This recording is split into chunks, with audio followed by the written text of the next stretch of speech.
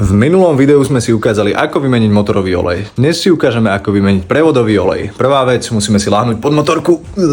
Prípadne si motorku zdvihneme na zdviháku, ale keďže ja som stará škola, rád sa válam po zemi, nájdeme si výpustnú skrutku prevodovky, nasadíme správnu hlavicu, no silnejší z nás to povolia prstami, slabší použijú račňu a vypúšťame všetok starý olej. Ja to vypúšťam do starého hrnca po prababke, za ktorý sa mi tu minulé ľudia smiali v komentároch, ale podľa mňa mi len závidia, chceli by tiež takýto parádny lavor. Teraz si otvoríme viečko, alebo teda zátku na napúšťanie nového oleja do prevodovky. Imbusákom viečko povolíme, odskrutkujeme prstami a dáme von aj z riskou. Teraz dôležitá vec, zoberieme výpustnú skrutku, skontrolujeme ju, očistíme od starého oleja a ideálne na ňu nasadíme aj nové tesnenia.